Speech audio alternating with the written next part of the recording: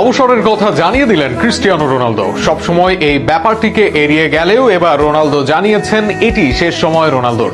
মৌসুম শেষে শুধু আন্তর্জাতিক নয় বরং সব ধরনের প্রফেশনাল ফুটবলকে বিদায় জানাবেন তিনি।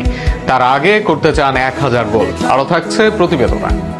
পেশাদার ফুটবলে দীর্ঘ 25 বছরের বর্ণাঢ্য পথ চলা, অসংখ্য রেকর্ড, শিরোপা আর ব্যক্তিগত সাফল্যে নিজেকে সর্বকালের সেরাদের কাতারে নিয়ে গেছেন ক্রিস্টিয়ানো রোনালদো। তবে এবার সেই দীর্ঘ ক্যারিয়ারের শেষের ইঙ্গিত নিজে দিলেন পর্তুগিজ মহাতারকা। সবকিছু ঠিক থাকলে চলতি মৌসুমই হতে পারে তার ফুটবল জীবনের শেষ অধ্যায়। 2002 সালে স্পোর্টিং লিসবনের হয়ে পেশাদার ফুটবলে অভিষেক রোনালদোর। এরপর ম্যানচেস্টার ইউনাইটেড, রিয়াল মাদ্রিদ ও জুভেন্টাসের মতো ইউরোপের শীর্ষ ক্লাবে খেলেছেন তিনি। বর্তমানে সৌদি আরবের আল নাসরের হয়ে মাঠ মাতাচ্ছেন 41 বছর বয়সী এই তারকা।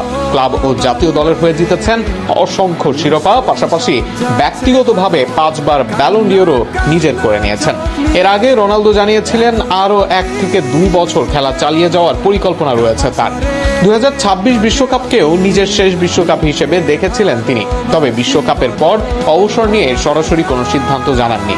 এবার অবশ্য নিজের ভবিষ্যৎ নিয়ে বেশ স্পষ্ট ইঙ্গিত দিয়েছেন পর্তুগিজ অধিনায়ক। সম্প্রতি ভোগ ম্যাগাজিনকে দেওয়া এক সাক্ষাৎকারে রোনালদো বলেন, সম্ভবত এটাই ফুটবলে তার শেষ মৌসুম। একই সঙ্গে ক্যারিয়ারের শেষটা স্মরণীয় করে রেখে যেতে চান বলেও জানান।